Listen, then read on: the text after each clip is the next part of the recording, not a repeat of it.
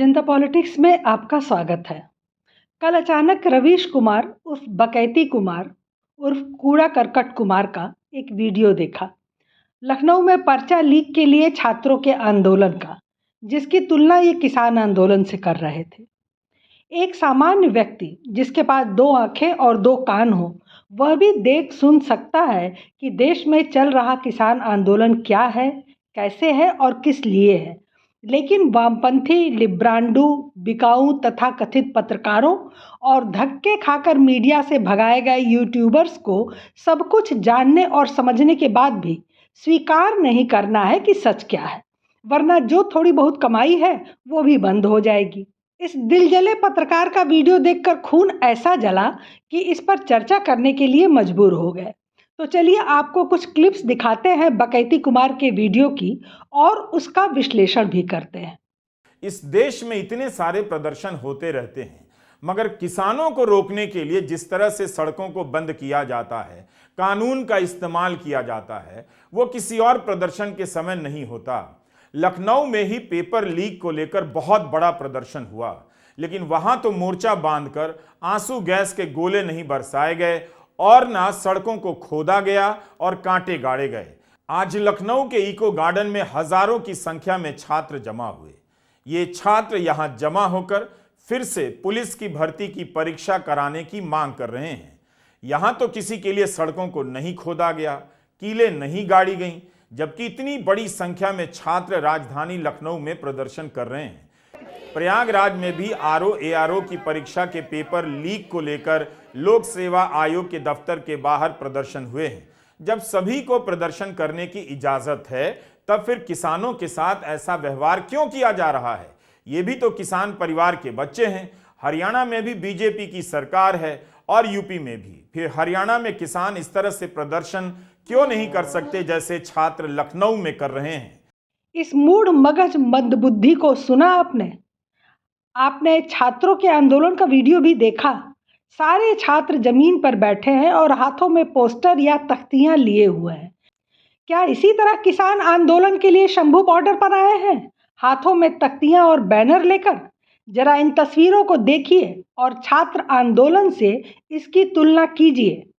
क्या रवीश कुमार की बूढ़ी होती आंखों से इतना धुंधला दिखाई देने लगा कि उन्हें शंभू बॉर्डर से दिल्ली कूच पर निकले किसानों के मुंह पर गैस मास्क और आंखों में गॉगल्स लगाकर आगे बढ़ने की तैयारी नहीं दिख रही? किसान सैकड़ों जूट की बोरियां भी लिए हुए हैं, जिससे गैस के गोलों को निष्क्रिय किया जा सके। किसान अपने साथ बैरिकेडिंग तोड़ने के लिए modified bulldozer, JCB, Poclain, hydra और अर्थ मूविंग जैसी शक्तिशाली भारी मशीनों के साथ आगे बढ़ रहे हैं। ये किसी राज्य से युद्ध की तैयारी है या आंदोलन? किसान इन मशीनों की बदौलत बैरिकेड्स तोड़ते हुए हरियाणा में एंट्री की योजना बना रहे हैं। दिल्ली जाने के लिए 1200 ट्रैक्टर ट्रॉलियां, 300 कारों और 10 मिनी बसों का उपयोग कर रहे हैं। कितनी बसों और कारों में भरकर आए हैं लखनऊ के आंदोलन कर रहे छात्र? कितने उपकरण और भारी मशीनरी है उनके साथ? इसका जवाब बकैत कुमार देगा या अंधा बहरा बन जाएगा? किसान सीमा पर जिन बड़े और भारी भारी वाहनों को लेकर डटे हुए हैं, इनमें मॉडिफाइड ट्रैक्टर, बड़े बड़े ट्रॉले, जेसीबी और पोकलेन भी शामिल है। ट्रैक्टर, ट्रॉले, जेसीबी से तो लोग परिचित होंगे, लेकिन ये पोकलेन क्या है? पोकलेन मशीन सुरंग बनाने के काम आती है। पोकलेन मशीन की सहायता से ही पहाड़ों के अंदर रास्ता बनाया जाता है। बड़ी पहाड़ी सुरंगों की खुदाई, सड़कों के निर्माण और गहराई वाले बड़े गड्ढे खोदने के लिए पोकलेन की जरूरत पड़ती है। तो क्या हरियाणा से दिल्ली तक सुरंग खोदने के लिए आए हैं किसान? कहाँ खुदाई करेंगे? संसद भवन में, राष्ट्रपति भवन में, या 7 लोकसभा कल्याण मार्ग पर मोदी जी के घर में खुदाई करनी है? और इसके बाद भी चाटुकार, बिकाऊ, पत्तलकार उन्हें किसान कहकर संबोधित कर रहे हैं और उनकी वकालत कर रहे हैं। निहंगों के हाथों में चमकती तलवारें और अन्य के हाथों में दोनाली बंदूकें, ये इन्हें एमएसपी दिलाएंगी या जेल की कोठरी? यही तरीका है आंदोलन करने और अपनी बात रखने का? कितने छात्रों के हाथ में तलवार और बंदूक दिखी है रवीश कुमार को? अरे निर्लज्ज, तू कैसे शांतिपूर्वक धरने पर बैठे उन मासूम छात्रों की तुलना इन आतंकियों से कर सकता है जो देश के प्रधानमंत्री को जान से मारने, मुक्के मारने, कुर्सी से उतारने, मोदी का ग्राफ गिराने और उन्हें सत्ता से हटाने की खुलेआम घोषणा कर रहे हैं। तूने कोई कोर्स नहीं किया है, तू पैदाइशी है, मान ले मेरी बात। चलिए अब आगे का वीडियो देखिए। हमारे पास ये वीडियो पोलैंड से आया है, अपनी आंखों से देख लीजिए। शहर के बीचों बीच ट्रैक्टर लेकर किसान जा रहे हैं। वहां भी कई दिनों से किसानों का प्रदर्शन हो रहा है। कुछ कम ट्रैक्टर तो सड़कों पर नहीं है, लेकिन भारत का मीडिया ट्रैक्टर को ना जाने क्या क्या बताता रहता है। लगता है जैसे ना टैंक देखा है, ना कभी ट्रैक्टर देखा है, और आवाजें आने लगती हैं कि ट्रैक्टर लेकर क्यों प्रदर्शन करने जाते हैं। यह भी कहा जाता है कि दुनिया भर में नहीं होता, तो आप अपनी आंखों से देख लीजिए पोलैंड में कैसे किसान ट्रैक्टर लेकर निकले हैं। सवाल यही है कि किसानों के लिए प्रदर्शन करना इतना मुश्किल क्यों हो जाता है? किसानों का नाम सुनते ही प्रशासन इतना आक्रामक क्यों हो जाता है? पोलैंड में किसान ट्रैक्टर से शहर के अंदर प्रदर्शन करने जा रहे हैं, लेकिन भारत में क्यों रोका जा रहा है? पोलैंड केरल और तेलंगाना के बराबर एक छोटा सा देश है, जहां 10-20 ट्रैक्टर भी सड़क पर आ जाएं तो चर्चा हो जाती है। 1200-1500 मॉडिफाइड ट्रैक्टर लेकर किसी राज्य पर चढ़ाई नहीं की जा रही है। पोलैंड का ट्रैक्टर दिख गया, लेकिन सीरिया में गृहयुद्ध के बाद लाखों सीरियाई भागकर यूरोप की शरण में जब आने लगे तो पोलैंड का चट्टान की तरह अड़ जाना नहीं दिखा। ग्रीस, इटली और फ्रांस सबने शरणार्थियों को घुसाया सिवाय पोलैंड के। वहाँ की सरकार ने बयान दिया कि शरणार्थियों को रखना यानी अपनी तबाही के लिए बम फिट कर लेना है। पोलैंड को फॉलो करने को हम तैयार हैं, दौड़ाओ सड़कों पर ट्रैक्टर, लेकिन पहले देश में घुसे 5 करोड़ लोगों को बाहर निकालो। मीठा मीठा गप गप और कड़वा कड़वा थू थू, ये तो नहीं चलेगा रवीश कुमार। पंजाब हरियाणा हाईकोर्ट भी किसानों के प्रदर्शन के तौर तरीके पर आपत्ति जता चुका है। मोटर वाहन अधिनियम के तहत हाईवे पर ट्रैक्टर ट्रॉलियां नहीं चलाई जा सकती हैं, मगर किसान बेफिक्र ट्रैक्टर दौड़ा रहे हैं। चीफ जस्टिस ने किसानों को ट्रैक्टर ट्रॉली के बजाय बसों से दिल्ली जाने की सलाह दी, तो कोर्ट भी गलत है, यही कहना चाहते हैं बकैत कुमार। आगे सुनिए इनकी बकैती। एक सवाल यह भी है, क्या एक राज्य दूसरे राज्य के लोगों को आने जाने से रोक सकता है? संवैधानिक प्रश्न है। ऐसा तो कभी नहीं हुआ कि आप पंजाब से दिल्ली जाना चाहें तो हरियाणा कहे कि हम नहीं जाने देंगे। क्या राज्यों के बीच भी वीजा पासपोर्ट शुरू होगा? कैसे एक राज्य से दूसरे राज्य में जाना रोका जा सकता है? रोज देश में लाखों लोग एक राज्य से दूसरे राज्य में जा रहे हैं, कहीं कोई रोक नहीं रहा है उन्हें। अपनी कार से, बस से, ट्रेन से लोग रोज यात्रा कर रहे हैं, लेकिन बुलडोजर, टैंक, जेसीबी, पोकलैन लेकर, लाठी, डंडे, तलवार और बंदूक लेकर जब किसी राज्य में जाएंगे तो आंसू गैस, पैलेट गन, डंडा और जेल ही मिलेगी, जो कि आज भरपूर मिल रहा है तथाकथित किसानों को। जब छात्र राजधानी लखनऊ में हजारों की संख्या में जमा होकर प्रदर्शन कर सकते हैं और उससे योगी सरकार के वजूद को कोई खतरा नहीं, तब फिर देश के किसान दिल्ली आकर प्रदर्शन क्यों नहीं कर सकते?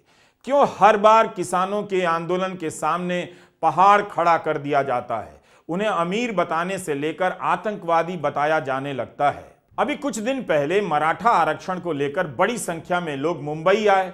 वहां बीजेपी की सरकार है, मगर लंबे समय तक मराठा आरक्षण का आंदोलन चला है।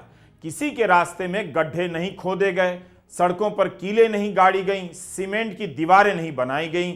बड़ी बड़ी गाड़ियों में भरकर लाखों की संख्या में मराठा समाज के लोग मार्च पर निकले और नवी मुंबई तक आए। इस मार्च को मौका दिया गया तो शांतिपूर्ण रहा, उन्हें आने दिया गया और यही तो सही रास्ता था। कोई भी आंदोलन करे तो उसे आने ही देना चाहिए, उनकी मांगों को सुनना चाहिए। ये मूर्ख मराठा आंदोलन की तुलना इस कथित किसान आंदोलन से कर रहा है और कहते हैं कि जब शहर में आने देंगे तो शांतिपूर्ण प्रदर्शन होगा और नहीं आने देंगे तो बवाल होगा। तो ऐसा है कि दूध का जला छाछ भी फूंक फूंक कर पीता है, बड़ी पुरानी कहावत है। पिछली बार किसान आंदोलन में सरकार और दिल्ली पुलिस ने किसानों को शांतिपूर्ण तरीके से ट्रैक्टर रैली करने की अनुमति दी थी, लेकिन उसका हश्र क्या हुआ? पूरी दिल्ली बंधक बन गई थी। सैकड़ों ट्रैक्टर के साथ मोटरसाइकिल पर सवार होकर करीब 300 उपद्रवी हथियार बंद होकर वहां पहुंचे थे। उन्होंने लाल किला के अंदर बलपूर्वक प्रवेश करके जमकर उत्पात मचाया। उपद्रवियों ने लाल किले पर कब्जा कर लिया था। किसान घंटों लाल किले की उस प्राचीर पर रहे जहां प्रधानमंत्री झंडारोहण करते हैं। हिंसक भीड़ ने वहां तैनात पुलिस वालों पर लाठी डंडों से हमला कर दिया। जान बचाने के चक्कर में कई जवान 15 फीट ऊंची दीवार से गिर गए, तो कई को हमलावरों से बचने के लिए कूदना पड़ा। इन सब के वीडियो मौजूद हैं। इस घटना में 41 पुलिस वाले घायल हो गए। पुलिस का दावा है कि किसान आंदोलन के दौरान दिल्ली की हिंसा में कुल 300 पुलिसकर्मी घायल हुए थे। किले की प्राचीर पर चढ़कर धार्मिक ध्वज निशान साहिब और किसानों का झंडा लगा दिया गया और यह हंगामा करीब 90 मिनट तक चलता रहा और यह सारा हंगामा 26 जनवरी के दिन किया गया। इससे ज्यादा शर्म की और क्या बात थी? मोदी सरकार को बदनाम करना मकसद था और वो पूरा हुआ।